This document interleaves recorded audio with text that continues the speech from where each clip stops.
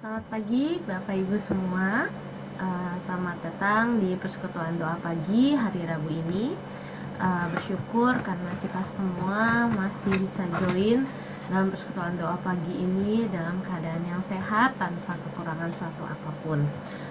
Bapak Ibu, untuk memulai persekutuan doa pagi ini, saya mau mengajak Bapak Ibu untuk mengangkat satu pujian sebelum berdoa. Mari kita angkat pujian, hadiratmu memenuhiku.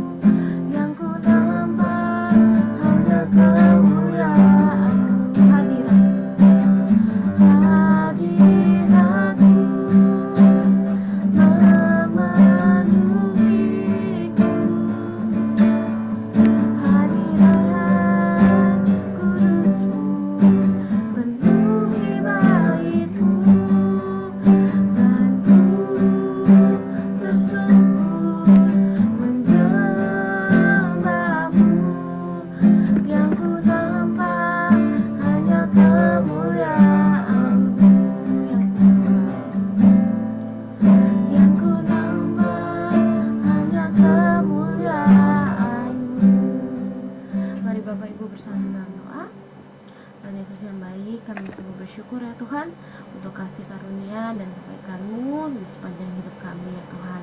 Terlebih kami bersyukur di pagi hari ini Engkau masih memberikan kami nafas kehidupan, Engkau masih memberikan kami kesehatan, sehingga kami masih bisa mengikuti persekutuan doa pagi ini dan juga melanjutkan kegiatan aktivitas pada hari Rabu ini ya Tuhan. Kiranya Tuhan yang memberkati setiap apapun yang kami lakukan pada hari ini, dan juga sebentar lagi kami akan sama-sama mendengarkan sedikit renungan dari hamba-Mu, Pendeta Muda Nikolas. Kiranya Kau yang urapi hamba-Mu dalam menyampaikan firman Tuhan, supaya yang setiap keluar dari mulutnya bisa menjadi berkat bagi kami semua, dan tentunya dapat kami lakukan dalam kehidupan kami sehari-hari. Terima kasih ya Tuhan Yesus. Haleluya, amin. Silakan, saya silakan kepada Kak Niko.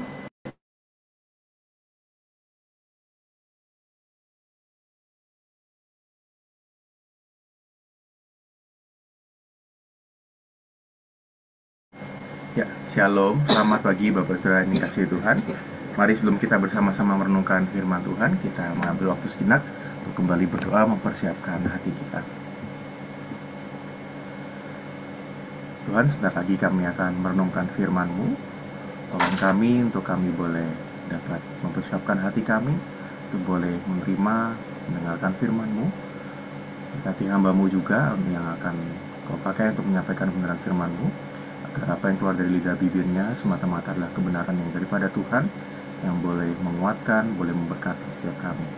Kami serahkan untuk renungan firman Tuhan pagi hari ini dalam tangan-Mu, yang di dalam nama Tuhan Yesus kami sudah berdoa. Amin. Ya, shalom, selamat pagi Bapak Ibu Saudara.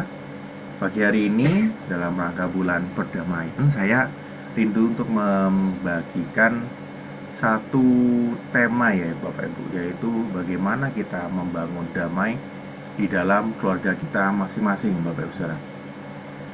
Nah Bapak Ibu Saudara, saya mau memulai dengan satu kata ini begitu ya. Di dalam bahasa Mandarin atau di Cina gitu ya, ada dikenal satu kata, yaitu kata Wei Ji, kalau nggak salah bacanya ya Bapak Ibu Saudara ya. Nah, kata ini adalah arti dari kata krisis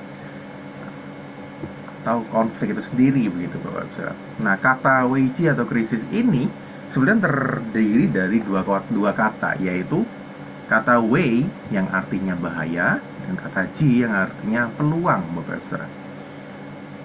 Nah, seperti itulah konflik yang terjadi di dalam kehidupan kita. Dari kata krisis, Wei Ji atau konflik ini, kita bisa belajar bahwa konflik itu sebenarnya bisa menjadi sesuatu yang berbahaya dan menghancurkan kalau kita nggak sikapi dan tanggapi dengan baik. Tetapi di saat yang sama juga, konflik bisa menjadi sebuah peluang di mana hubungan di antara pihak-pihak yang berkonflik itu malah justru berubah menjadi lebih baik, Bapak Ibu Saudara. Nah, Bapak Ibu Saudara, kita harus belajar bersama-sama melihat bahwa di dalam kehidupan kita, yang namanya kita manusia, bahkan di dalam kehidupan rumah tangga pun, di dalam kehidupan pernikahan pun, kita tidak bisa menghindari yang namanya konflik. Pertanyaannya adalah apakah melalui konflik-konflik itu kita dapat memakainya menjadi sebuah peluang. Sebuah peluang di mana kita bisa berubah menjadi lebih baik, bukan hanya kita, tetapi juga bahkan pasangan dan keluarga kita. Konflik bisa menjadi peluang di mana hubungan antara pihak-pihak yang berkonflik justru menjadi lebih baik. Karena itu mari kita sama-sama belajar hari ini bagaimana kita memandang konflik atau pertengkaran yang terjadi dalam hidup kita. Slide yang selanjutnya. Nah, Bapak Saudara, terkadang ketika kita melihat di dalam kehidupan kita, kenapa di dalam keluarga kita, kenapa di dalam rumah tangga kita terjadi konflik, banyak orang merasa bahwa kalau di dalam sebuah keluarga itu terjadi konflik, kalau di dalam keluarga itu terjadi masalah, terjadi pertengkaran, itu berarti karena keluarganya sedang tidak baik-baik saja. Bahkan ada orang yang mengatakan bahwa biasanya tuh kalau terjadi konflik tuh berarti udah nggak sayang itu. Tapi apakah betul seperti itu, Bapak Saudara? Kenyataannya bahwa malah lebih banyak keluarga-keluarga yang kelihatannya di luarnya aman, tentram, nggak ada masalah, yang kelihatannya nggak pernah berantem, nggak pernah bertengkar, tapi ada keluarga yang tiba-tiba kandas begitu saja, Bapak Saudara. Ada rumah tangga, ada suami istri yang kelihatannya dari luar baik-baik aja, kelihatannya senyum-senyum, kalau di luar tuh ketemu orang kelihatannya baik-baik aja, kayaknya harmonis keluarganya, atau bahkan mereka sering ke gereja tiap minggu, kalau ke gereja sering pelayanan, baik-baik aja, tapi tiba-tiba ada berita yang tidak mengenakan, berita tentang keretakan keluarga mereka, keretakan rumah tangga mereka, bahkan ada rumah tangganya hampir kandas, Bapak Ibu Saudara. Nah, kenapa bisa terjadi seperti ini, Bapak Ibu Saudara? Karena bisa jadi terkadang di dalam keluarga kita, di dalam rumah tangga kita, kenapa tidak ada konflik? Karena bisa jadi malah kita pun tidak saling peduli satu sama lain di dalam keluarga kita. Jadi ketika dalam sebuah keluarga, ketika dalam sebuah rumah tangga tidak ada konflik, bisa jadi bukan karena memang keluarganya sedang baik-baik aja, tetapi malah karena di dalam keluarga itu mereka tidak saling peduli satu sama lain. Slide ya. Ketika seorang suami tidak lagi peduli dengan apa yang dilakukan oleh istrinya, ketika sang istri juga tidak peduli dengan apa yang terjadi terhadap suaminya, ketika orang tua nggak peduli dengan kehidupan anak-anak mereka, dan ketika anak-anak pun juga tidak peduli dengan orang tua mereka, ketika masing-masing anggota keluarga tidak saling peduli satu dengan yang lain, maka bisa jadi keluarga tersebut ya minim konflik, Bapak Ibu Saudara. Nggak terjadi konflik di dalamnya. Kenapa? Karena mereka tidak saling bersinggungan, tidak saling memperhatikan, tidak saling peduli satu sama lain. Karena itu kita bisa belajar bahwa sebetulnya Kalau kita melihat di dalam kacamata yang baik, konflik itu justru terjadi ketika orang-orang saling peduli satu dengan yang lainnya. Sekali lagi Bapak Saudara, konflik itu justru hanya terjadi ketika orang-orang saling peduli satu dengan yang lain. Slide yang selanjutnya. Ketika kita saling memperhatikan, ketika kita saling peduli satu sama lain, ketika kita mengasihi pasangan kita, ketika kita mengasihi anak-anak kita, justru rentan terjadi konflik. Karena ketika kita mengasihi mereka, apalagi semakin dekat kita dengan keluarga kita, dengan pasangan kita, dengan anak-anak kita, kita akan merasa bahwa sebetulnya mereka tuh seperti menjadi bagian dari diri kita, menjadi salah satu bagian dari kita. Sebab itu ketika kita merasa bahwa mereka tidak seperti yang kita harapkan, tidak seperti yang kita inginkan, gak jarang kita merasa marah, kita merasa kesal karena kita merasa bahwa kita berharapnya mereka bisa seperti apa yang kita harapkan, seperti yang kita inginkan. Ketika kita begitu mengasihi orang-orang terdekat kita, sangat wajar jika terjadi pertengkaran, perbedaan pendapat, dan konflik di dalam kehidupan keluarga kita. Karena sekali lagi, konflik justru hanya terjadi ketika kita saling peduli, ketika kita mengasihi satu sama lain. Pertanyaannya adalah bagaimana kita meresponi konflik-konflik yang terjadi di dalam kehidupan kita itu.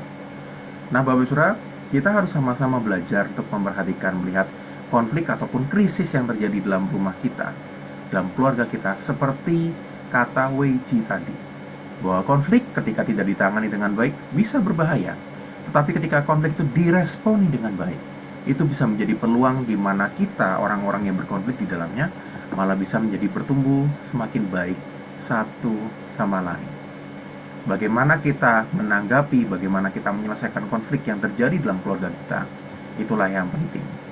Bagaimana kita membangun perdamaian dalam keluarga, itulah yang penting di dalam kehidupan keluarga kita. Karena itu kita akan sama-sama belajar beberapa prinsip, beberapa hal yang harus kita mengerti dan latih di dalam keluarga kita agar kita bisa membangun perdamaian, agar kita dapat meresponi konflik itu dengan baik. Saya mengajak kita membaca Efesus pasal 2 ayat 13 sampai 14.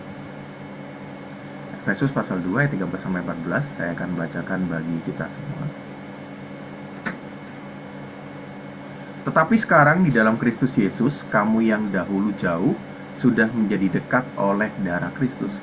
Karena dialah damai sejahtera kita, yang telah mempersatukan kedua pihak dan yang telah merunguhkan tembok pemisah, yaitu perseteruan. Nah, Bapak Saudara, kita melihat dalam firman Tuhan ini bahwa Tuhan Yesus yang sudah menyelamatkan kita, yang telah menebus kita dari kuasa dosa dan maut, Dia telah membuat kita yang dahulu jauh menjadi dekat oleh darah Kristus. Karena Dia sang damai sejahtera kita itulah, Dia mempersatukan kedua pihak. Kita orang-orang yang berkonflik dengan Tuhan, kita orang-orang yang telah mendukakan hati Tuhan, dan Yesus melalui karya keselamatannya di kayu salib, Dia telah merobohkan tembok pemisah, yaitu perseteruan antara kita dengan Tuhan, sehingga kita yang awalnya adalah seteru Allah, kita adalah musuh-musuh Allah, telah dipersatukan kembali menjadi anak-anak Allah.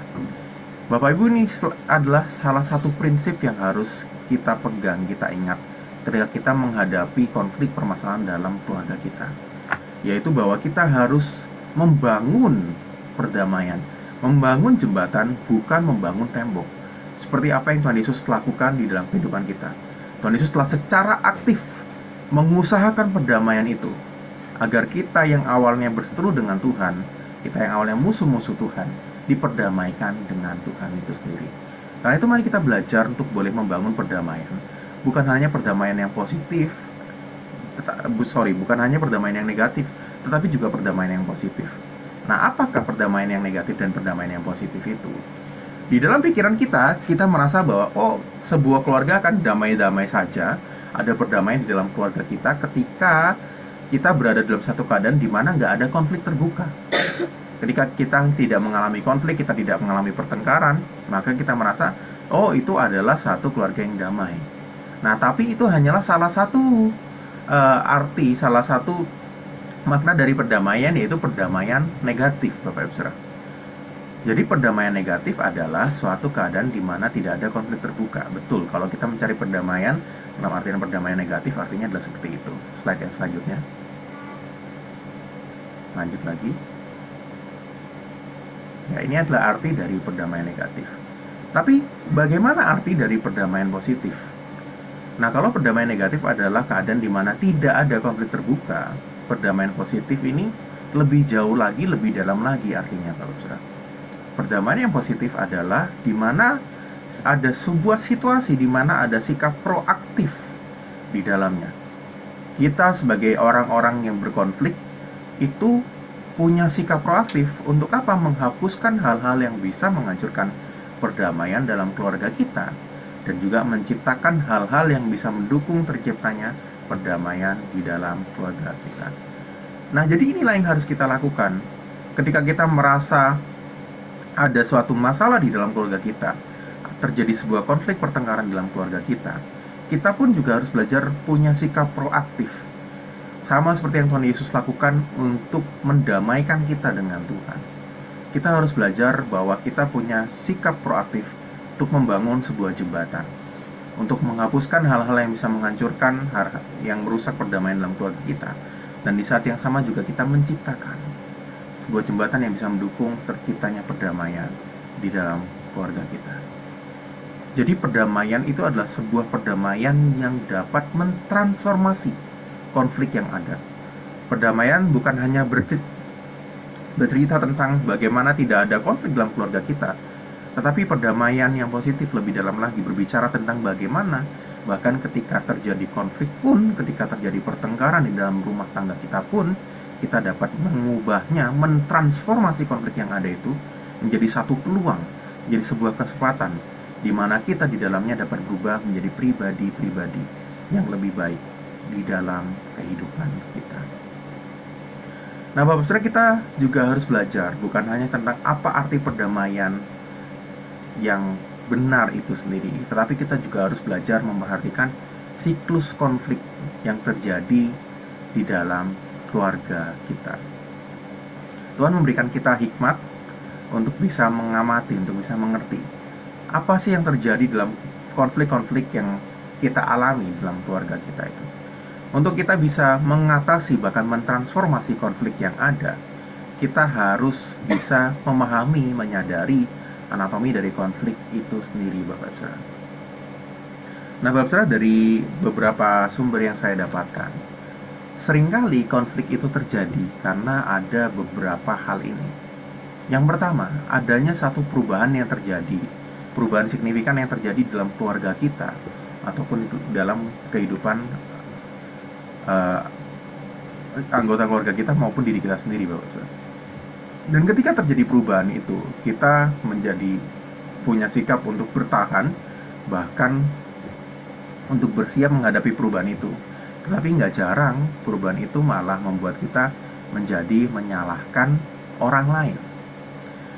Nah, konflik itu terjadi biasanya diawali dengan terjadinya sebuah perubahan yang menimbulkan kebingungan, menimbulkan ketegangan. Paling mudahnya ketika kita berubah status yang awalnya dari lajang menjadi menikah, yang dari menikah kita jadi punya anak, yang awalnya cuma punya satu anak jadi 2 anak, jadi 3 anak. Ketika terjadi perubahan di dalam rumah tangga kita, di dalam kehidupan kita, ada satu kecenderungan akan terjadi konflik. Dan perubahan yang memicu konflik ini nggak selalu perubahan yang besar, Bapak Saudara. Perubahan kecil yang mengganggu rutinitas kehidupan kita sehari-hari juga bisa memicu konflik. Contohnya, misalnya selama ini pasangan kita setiap pagi kita disiapin kopi, disiapin makanan, atau misalnya setiap pagi sebelum kita pergi ke pasar kita diantarkan pasangan kita, tiba-tiba terjadi perubahan, pasangan kita tidak melakukan itu lagi. Yang selama ini biasanya anak-anak kita setiap pagi menyapa kita, setiap pagi misalnya kasih cium ke kita, ketika mereka dewasa mereka tidak lagi melakukan itu.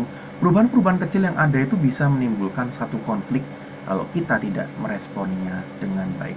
Karena pada hakikatnya semua manusia itu tidak begitu menyukai perubahan, Bapak Saudara. Manusia lebih menyukai keadaan yang kurang lebih sama sebenarnya. Karena itu segala bentuk perubahan, entah perubahan besar atau kecil, itu bisa menimbulkan kebingungan dan ketegangan. Dan dari sinilah awal mula terjadinya konflik. Nah, ketika perubahan ini terjadi dan kita merasa bingung atau tegang, maka biasanya kita jadi bisa menyalahkan orang lain, Pak Ibsa. Karena kita merasa ketika perubahan itu terjadi, ketika kita melihat pasangan kita berubah atau anak-anak kita berubah, ada satu pemikiran yang seringkali muncul dalam otak kita. Kita merasa bahwa kamu gak seperti yang aku harapkan, atau kamu tidak seperti yang dulu lagi. Dulu aku berpikir kamu seperti ini, sekarang kamu berubah seperti ini. Dulu aku mengharapkan kamu seperti ini, sekarang kamu berubah seperti ini. Nah, dalam salah satu artikel, dalam salah satu tanya jawab yang dilakukan oleh Pendeta Paul Gunadi di dalam Telaga gitu ya, website Telaga yang Pendeta Paul Gunadi punya. Nah, di dalam salah satu artikel yang ditulis oleh Pendeta Paul Gunadi, beliau menyatakan bahwa salah satu alasan besar dari konflik-konflik yang terjadi dalam rumah tangga, dalam sebuah keluarga, adalah karena adanya pemikiran seperti ini. Banyak sekali pasangan-pasangan, banyak sekali keluarga-keluarga yang berantem, yang jadi punya konflik, karena mereka merasa seperti ini. Pasanganku tuh nggak seperti yang aku harapkan. Pasanganku tuh nggak seperti apa yang aku pikirkan dulu sebelum menikah. Atau anak-anakku itu dulu waktu aku kecil aku mendidiknya seperti ini. Tapi ketika mereka besar, mereka nggak lagi melakukan seperti yang aku harapkan. Nah, harapan-harapan yang tidak terpenuhi inilah, atau idealisme-idealisme yang tidak terpenuhi inilah, yang akhirnya membuat terjadinya sebuah konflik. Nah, kalau harapan itu tidak kita komunikasikan dengan baik, kalau konflik-konflik yang terjadi itu kita tidak berusaha selesaikan dengan baik, kita biarkan begitu saja, maka perubahan yang ada tadi akan berlanjut ke kita menjadi menyalahkan orang-orang lain. Kita jadi nyalain pasangan kita, nah karena kamu nggak sesuai harapanku ini, karena kamu nggak bisa memenuhi harapanku, jadinya kita berantem seperti ini, dan banyak terjadi konflik. Bukan hanya nyalain pasangan, biasanya Bapak Saudara lanjut jadi nyalain anak, dan semuanya jadi salah Bapak Saudara. Nah, ketika perubahan terjadi dan kita nggak bisa meresponi dengan baik, maka menjadi respon otomatis biasanya adalah kita menyalahkan orang lain. Kita nyalain pasangan kita, menyalahkan anak-anak kita, bahkan mungkin menyalahkan saudara kita yang ada di dalam rumah kita. Dan ketika kita mulai menyalahkan orang lain, lanjut nih Bapak Ibu Saudara, ketika kita sudah masuk ke poin yang kedua, menyalahkan orang lain, biasanya ke poin 3, 4, 5 itu jadi satu hal yang cepat. Karena otak kita udah nggak bisa berpikir rasional lagi, otak kita langsung beralih fokusnya, oh yang salah kamu, bukan saya. Kita jadi membuat daftar kesalahannya mereka, bukan hanya membuat daftar kesalahan, tapi kita langsung jadi mengkonfrontasi mereka. Kita marah-marah, bahkan mungkin kalau yang ekstrim bisa sampai melakukan kekerasan dalam rumah tangga gitu ya. Mereka bisa mukul, bisa melakukan hal-hal yang buruk, yang kurang baik begitu ya Bapak Saudara. Dan dari konfrontasi ini akhirnya jadi sampai menentukan sikap, bahkan sampai ada orang-orang yang mengambil keputusan untuk pisah sejenak atau bahkan pisah di dalam rumah tangga mereka karena merasa bahwa konflik ini tidak kunjung selesai dan mereka tidak bisa menyelesaikan konfliknya dengan baik. Karena itu Bapak Saudara, kita harus memperhatikan bagaimana kita meresponi konflik-konflik yang ada itu. Jangan sampai ketika perubahan yang terjadi ini kita malah jadi langsung menyalahkan orang lain, atau bahkan kita langsung mengambil sikap dan melakukan satu hal yang kurang baik. Konflik itu Bapak Saudara terjadi ketika harapan yang kita punya berubah menjadi sebuah tuntutan yang harus dipenuhi oleh orang lain, sebuah tuntutan yang harus dipenuhi oleh pasangan kita, bahkan anak-anak kita. Ketika yang awalnya itu hanyalah sebuah harapan, satu hal yang tidak harus dipenuhi sebetulnya oleh keluarga kita, pasangan kita, tetapi ketika kita merasa begitu mengasihi, begitu dekat dengan mereka, dan kita merasa bahwa harapan itu harus dipenuhi, harapan itu berubah menjadi sebuah tuntutan di dalam kehidupan kita, maka konflik itu dapat terjadi dengan begitu cepat. Karena itu Bapak Saudara, mari kita berusaha untuk sadar, berusaha untuk awas dengan apa yang terjadi dalam hidup kita. Ketika kita melihat ada perubahan yang terjadi dalam kehidupan kita, entah itu perubahan yang kecil atau perubahan yang besar, mari kita coba introspeksi diri. Jangan sampai ketika terjadi perubahan yang membuat kita tidak nyaman, yang membuat kita bingung atau membuat kita cemas, malah tiba-tiba langsung membuat kita menyalahkan orang lain. Karena inilah yang jadi satu respon yang yang wajar, yang natural sebenarnya. Karena kalau kita lihat ke kisah penciptaan, kalau kita melihat dari kisah penciptaan Adam dan Hawa, kenapa manusia itu jatuh dalam dosa? Karena ketika mereka jatuh dalam dosa, ketika mereka berbuat dosa, yang jadi respon manusia itu apa, Saudara? Menyalahkan orang lain. Waktu Adam ditanya sama Tuhan, yang menjadi respon Adam apa, Saudara? Adam menjawab, perempuan yang kau tempatkan di sisiku, dialah yang memberi dari buah pohon itu kepada. Padahal kalau kita lihat ceritanya, memang Hawa yang menawarkan, tapi Adam pun yang punya kesempatan untuk menolak, yang punya kesempatan untuk tidak menerima buah yang diberikan istrinya itu pun sebenarnya bisa menolak, Saudara. Tapi Adam dengan mudahnya menerima dan tidak mempersalahkan, tidak mempermasalahkan apa yang diberikan oleh istrinya itu. Tapi ketika Tuhan bertanya, ketika Tuhan meminta pertanggungjawaban, dengan mudahnya keluar dari mulut Adam, perempuan yang kau tempatkan di sisiku itu, Tuhan, dialah yang memberi buah pohon itu kepadaku. Dan ketika Hawa ditanya, apakah yang telah kau perbuat ini, Hawa? Hawa pun memberikan respon yang sama, Bapak Saudara.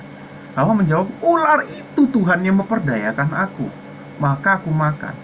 Ini jadi satu respon yang memang seringkali dilakukan oleh manusia dan wajar.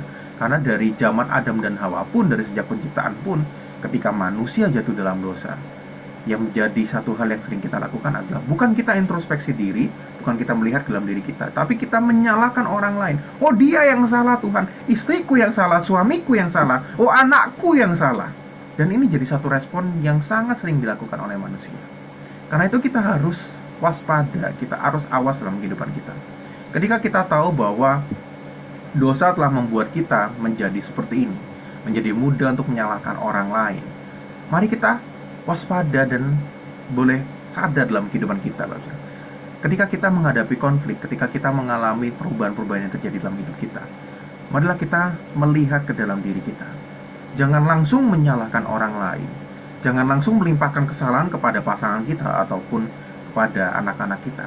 Tapi marilah kita melihat dulu ke dalam diri kita. Apakah kita pun juga bersalah? Apakah kita pun juga perlu diperbaiki kehidupannya?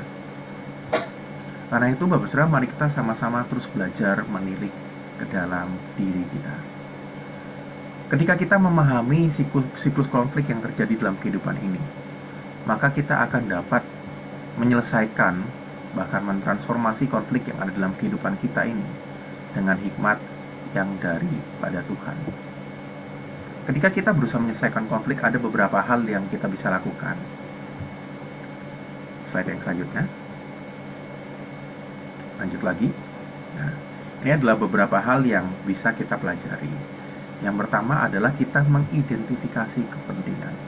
Kenapa sih kok kita bisa marah? Perubahan apa sih yang terjadi itu yang membuat kita jadi tidak nyaman, membuat kita terganggu? Karena itu kita harus belajar melihat kepentingan-kepentingan apa sih yang ada di dalam konflik itu. Entah itu berupa kebutuhan, ketakutan mungkin, harapan-harapan, atau keinginan yang kuat. Supaya kita bisa menyelesaikan konflik itu, kita harus mengidentifikasi. Kita harus berusaha melihat kepentingan-kepentingan ini terlebih dahulu. Ketika kita marah dengan pasangan kita karena satu hal, coba kita lihat lagi, kita telisik lebih dalam lagi sih. Apa sih akar permasalahan yang membuatku marah ini? Mungkin bisa jadi karena dia tidak menghargai waktu.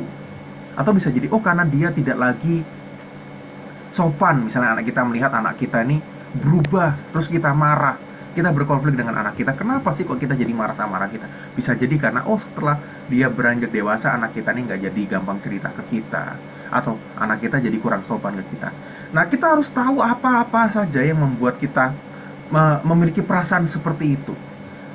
Ketika kita bisa mengidentifikasi kepentingan-kepentingan yang ada, ketika kita bisa memahami apa yang sedang terjadi dalam hati kita, dalam pikiran kita, maka kita bisa menemukan apa sih yang bisa menjadi penyelesaian dari konflik-konflik yang ada itu. Ketika kita sudah memahami apa saja kepentingan, apa saja yang sedang kita rasakan apa saja yang menjadi pemicu dari konflik-konflik itu. Maka hal berikutnya yang perlu kita lakukan adalah kita mengembangkan berbagai macam alternatif untuk memenuhi kepentingan tersebut. Supaya dari daftar alternatif penyelesaian yang ada itu, pada akhirnya kita bisa menentukan jalan keluarnya apa, solusinya apa, di mana kedua-duanya bisa dipenuhi kebutuhannya, kedua-duanya bisa sama-sama menang. Nah, Bapak Saudara, yang paling penting adalah bagaimana kita berkata-kata, bagaimana kita meresponi konflik itu, bukan dengan amarah, tetapi dengan kasih yang daripada Tuhan. Dan salah satu prinsip konflik yang menyelesaikan konflik, mentransformasi konflik yang perlu kita pahami adalah dari Matius 18 ayat 15 sampai 17. Memang di dalam Matius 18 ini konteksnya adalah bagaimana Tuhan mengajarkan kita untuk menyelesaikan konflik di dalam lingkup gereja. Tetapi kita juga bisa belajar melihat bahwa melalui satu cara yang Tuhan berikan ini, kita juga bisa mempraktekannya di dalam keluarga kita masing-masing. Apabila saudaramu berbuat dosa, firman Tuhan mengatakan, tegurlah dia di bawah 4 mata. Jika ia mendengarkan nasihatmu, engkau telah mendapatkannya kembali. Jika ia tidak mendengarkan engkau, bawalah seorang atau 2 orang lagi, supaya atas keterangan 2 atau 3 orang saksi, perkara itu tidak disaksikan. Jika ia tidak mau mendengarkan mereka, sampaikanlah soalnya kepada jemaat. Dan jika ia tidak mau juga mendengarkan jemaat, pandanglah dia sebagai orang yang tidak mengenal Allah atau seorang pemungut cukai. Jadi kalau kita perhatikan Bapak Ibu Saudara, di dalam cara yang Tuhan Yesus ajarkan inilah, ada satu tahapan yang kita bisa lihat. Kalau kita perhatikan kata-kata yang di warna kuning itu, yang awalnya Tuhan Yesus mengajarkan, kalau kamu ada masalah, kalau kamu berkonflik dengan seseorang, tegurlah dia di bawah 4 mata. Jadi harus ngobrol berdua dulu, Bapak Saudara. Ketika kita punya masalah dengan istri kita, yuk diselesaikan dengan istri, dengan suaminya, dengan pasangannya. Jangan ketika ada masalah lalu langsung ngomong di depan anak-anaknya, mamamu ini loh kemarin begini-begini, papamu ini loh begini-begini. Kadang tidak sadar, karena kita merasa sudah dekat, kita merasa nyaman dengan keluarga kita. Ketika kita ada masalah dengan pasangan kita, kita ngomongnya di depan anak. Nah, padahal ketika kita melakukan seperti itu nggak dilakukan di bawah 4 mata kan, Bapak Saudara. Itu langsung dibawa ke dalam satu lingkup yang lebih besar. Itu malah bisa mempermalukan pasangan kita dan membuat penyelesaian konflik itu tidak jadi efektif, Bapak Saudara. Makanya Tuhan mengajarkan dengan satu cara yang menurut saya sangat baik. Kalau kamu ada masalah dengan seseorang, selesaikanlah dengan 4 mata. Ngobrollah dengan orang yang bermasalah denganmu itu, entah dengan pasangan kita, entah dengan anak-anak kita. Kalau kita misalnya ada konflik dengan anak kita, ngobrollah berdua, Bapak Saudara. Jangan langsung di depan pasangan kita ngomong, anakmu loh mana harus gini-gini, dia kurang ajar loh gini-gini. Ketika anak kita atau pasangan kita diperlakukan seperti itu, mereka bukan merasa diselesaikan konfliknya, tapi mereka akan merasa dipermalukan di depan banyak orang. Dan penyelesaian konflik itu tidak jadi satu hal yang efektif. Karena itu Tuhan mengatakan, coba tegurlah dia di bawah 4 mata. Kalau 4 mata nggak bisa, baru lanjut ke tahapan yang selanjutnya. Kalau 4 mata nggak bisa mengubah, menyelesaikan konflik yang ada itu, bawalah seorang atau 2 orang lagi. Baru dibawa ke dalam ruang lingkup yang lebih besar.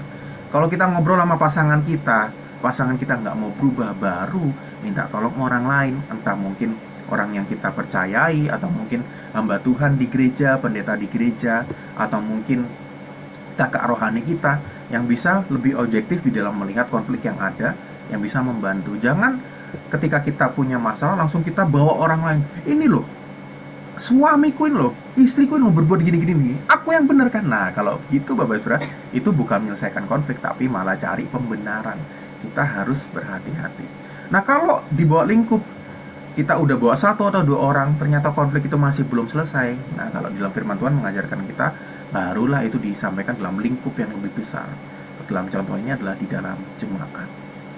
Nah, kita harus berhikmat ketika kita mengalami konflik di dalam kehidupan kita, agar kiranya konflik yang ada itu bukan jadi ajang untuk membuktikan siapa yang benar, siapa yang salah. Tetapi dalam konflik-konflik pertengkaran yang ada itu, kita bisa saling mengasihi satu sama lain. Kita bisa memakainya menjadi satu peluang di mana keluarga kita semakin diubahkan.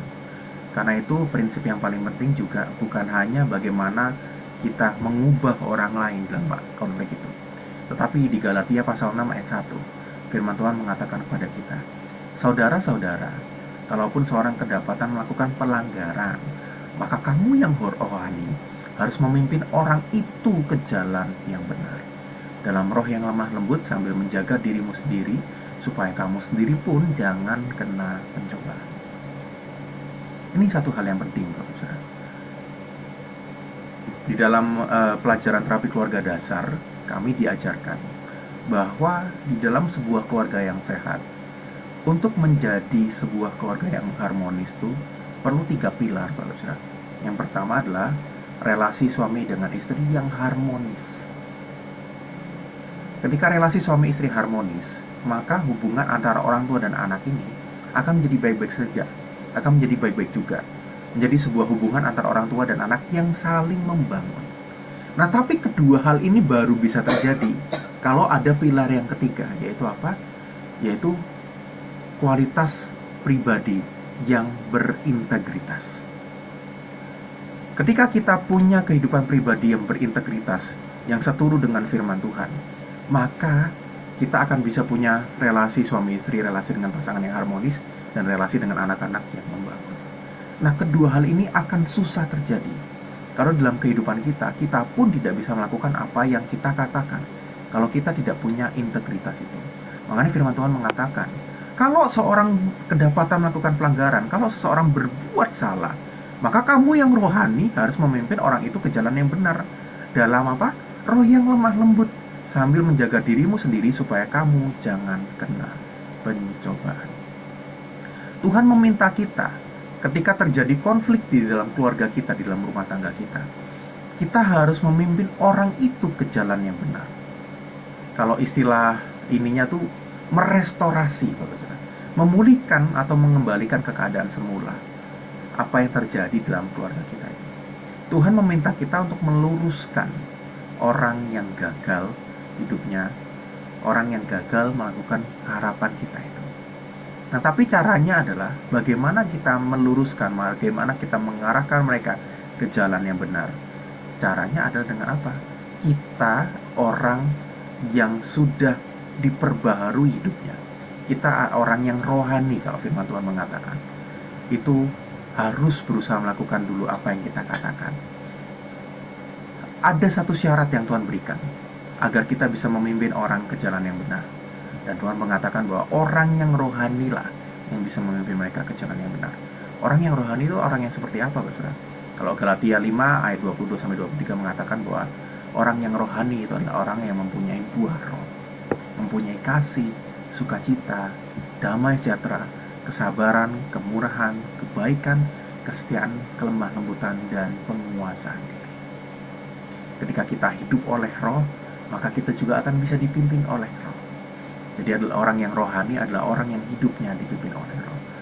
Bapak Saudara, ketika kita menjadi orang-orang yang rohani itu tadi, ketika hidup kita dipenuhi oleh buah roh, maka saya percaya bahwa kita pun dapat menyelesaikan konflik yang ada, memimpin orang-orang yang sedang bermasalah, entah itu pasangan kita, entah itu anak-anak kita, entah itu orang-orang lain dalam hidup kita, akan dapat kita pimpin ke jalan yang benar dan menyelesaikan konflik itu dengan baik. Karena itu kita harus menyadari bahwa kita pun sebetulnya sama rentannya, sama rawannya untuk jatuh dalam dosa. Karena itu sebelum kita melimpahkan kesalahan kepada orang lain, yuk kita juga lihat ke dalam diri kita, dalam hati kita. Apakah kita pun sudah menjadi orang yang rohani, sudah bisa melakukan apa yang kita katakan itu. Ketika kita sudah bisa melakukan apa yang kita katakan, maka saya percaya ketika kita sudah menjadi orang-orang yang berintegritas, orang-orang yang rohani, kita pun akan dapat memimpin keluarga kita, entah itu pasangan kita, entah itu pun anak-anak kita, untuk kembali ke jalan yang benar, untuk sama-sama berubah, sama-sama ditransformasi hatinya, sehingga konflik yang ada dalam rumah tangga itu, kita itu bisa berubah menjadi perdamaian yang terjadi nyata dalam kehidupan kita. Amin. Kiranya Tuhan menolong kita semua. Mari kita berdoa, Bapak Saudara. Tuhan Yesus, firman-Mu sudah diberitakan. Kami sadar bahwa kami bukan manusia yang sempurna. banyak terjadi konflik, permasalahan di dalam keluarga kami masing-masing Tuhan. Tapi terima kasih kami boleh Tuhan ajarkan untuk boleh meresponi, bahkan mentransformasi segala pertengkaran, segala keributan, segala konflik yang ada dalam rumah tangga kami, dalam keluarga kami, jadi satu peluang di mana kami bisa bertumbuh, saling menguatkan, saling mengasah satu sama lain Tuhan. Karena itu ajarkanlah kami menjadi pribadi-pribadi yang punya integritas, menjadi orang-orang rohani yang senantiasa memiliki buah roh dalam kehidupan kami. Sebab ketika kami bisa melakukan semuanya itu, kami yakin dan percaya kami bisa diubahkan menjadi keluarga yang mencintai Tuhan, menjadi pasangan suami istri yang harmonis. Bahkan kami bisa mempunyai hubungan yang membangun antara kami dengan anak-anak kami. Karena itu kami mau serahkan semuanya dalam tangan-Mu. Hanya di dalam nama Tuhan Yesus kami sudah berdoa. Amin.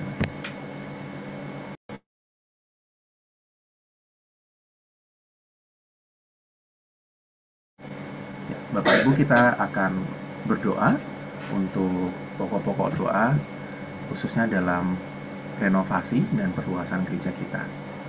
Yang pertama, kita akan berdoa mengucap syukur untuk penyertaan Tuhan yang sudah memimpin menyertai selama kita merenovasi dari awal sampai saat ini.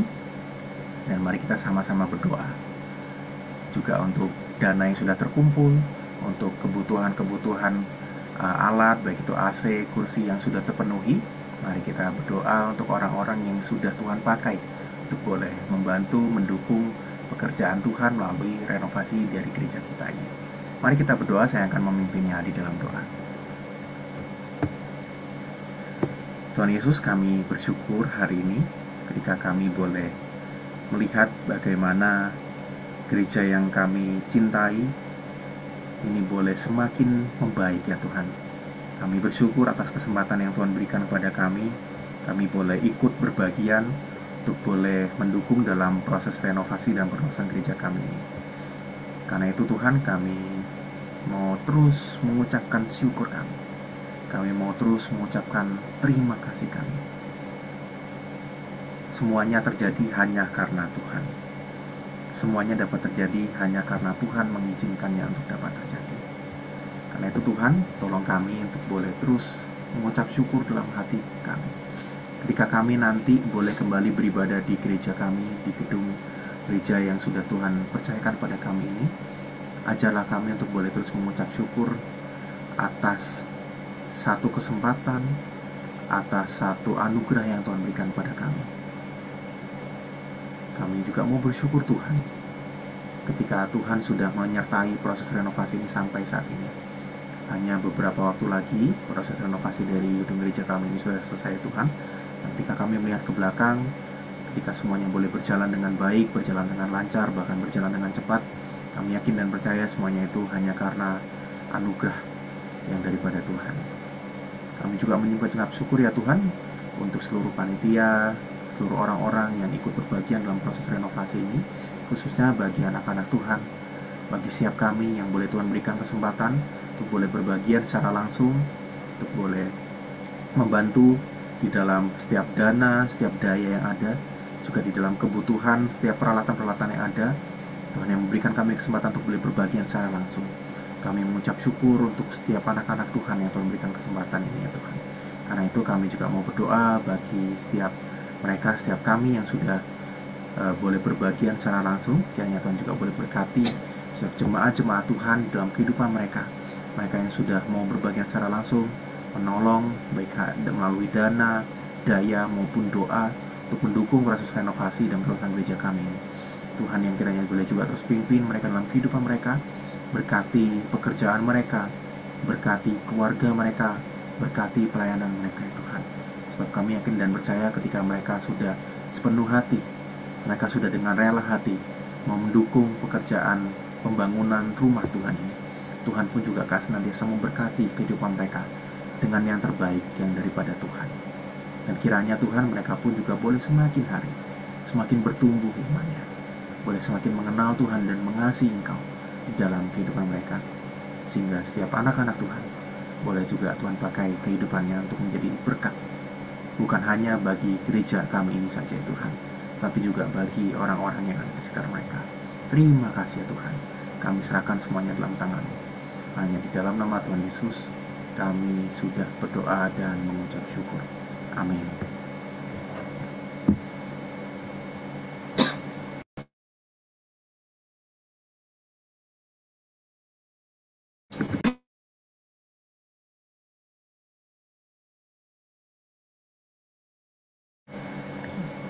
Sebelum kita melanjutkan doa kita yang akan dipimpin oleh Ibu Juliana, mari kita mengangkat pujian, mampirlah dengan doa.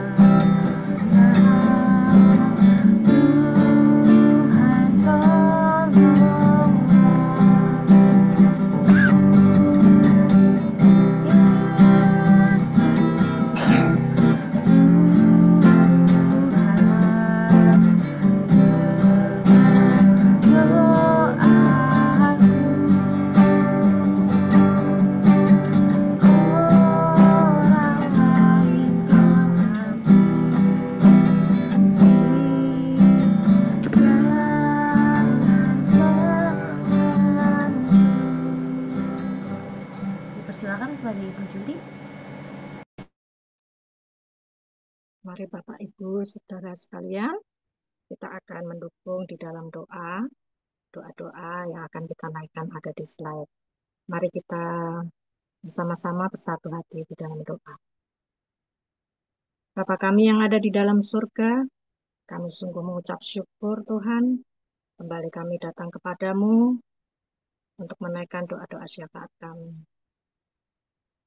Kami berdoa di dalam renovasi dan perluasan gereja.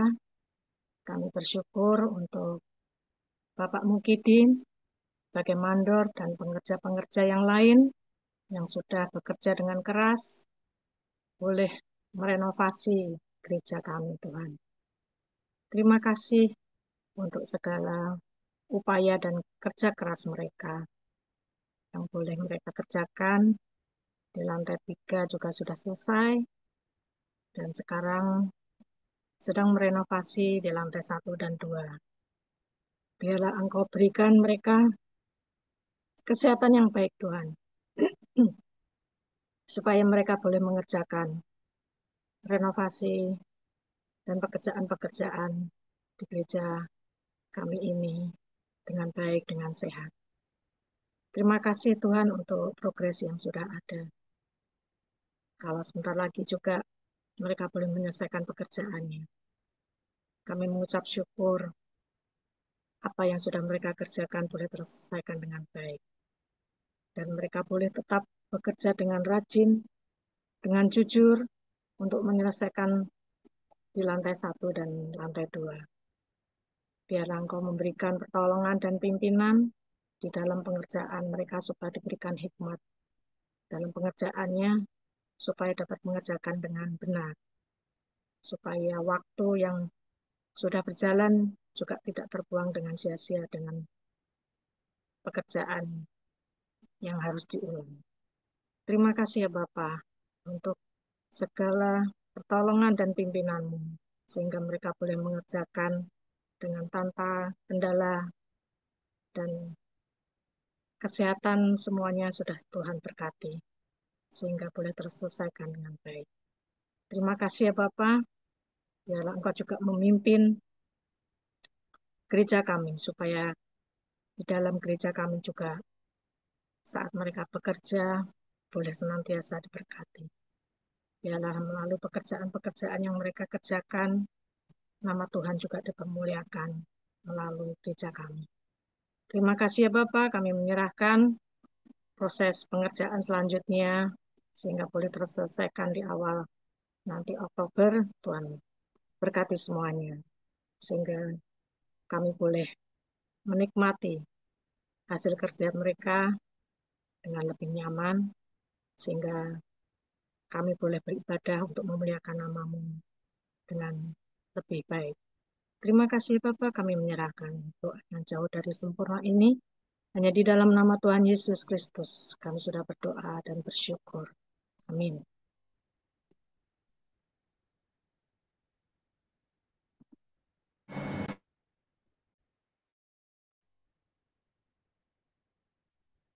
Mari Bapak Ibu, kita berdoa bersama.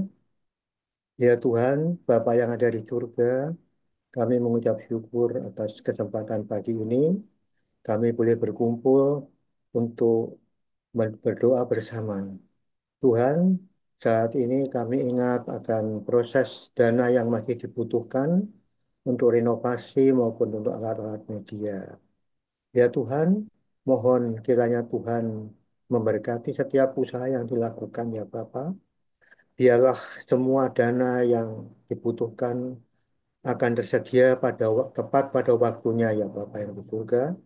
Khususnya supaya kami bisa melanjutkan dalam renovasi ini dan juga untuk dapat menyediakan dana untuk alat-alat media. Ya Tuhan, kami juga ingat akan penggalangan dana untuk melaksanakan renovasi dan penyiapan untuk alat media itu.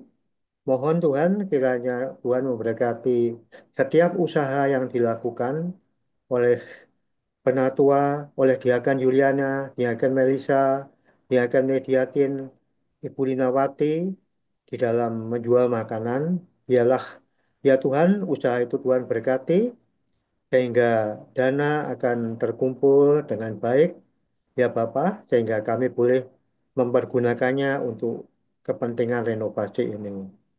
Tuhan, kami juga ingat akan kelanjutan daripada renovasi ini. Kami mohon Tuhan untuk kiranya Tuhan juga menuntun Penatua Rudi, Bapak Rafid, dan Ibu Sylvia dengan memberikan hikmat yang terbaik ya Bapak, khususnya untuk mengarahkan mandor dan tukang. Biarlah ya Tuhan arahan yang mereka berikan dapat dilaksanakan dengan baik pula oleh para mandor dan tukang.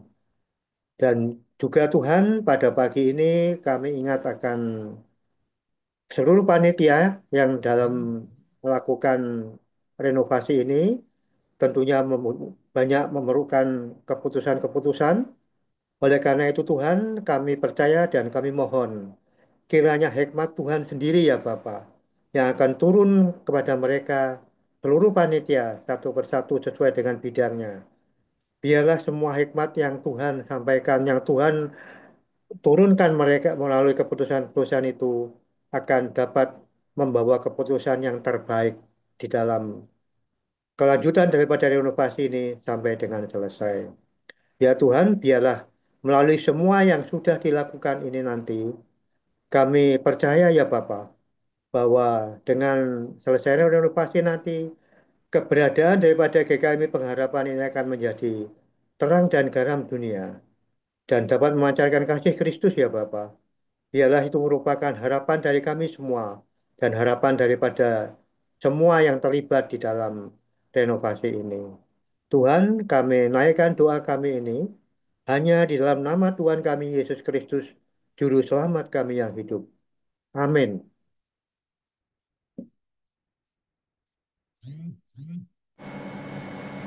Terima kasih kepada Ibu Juliana dan Bapak Thomas yang sudah melanjutkan doa. Sekarang kita semua akan sama-sama berdoa syafaat.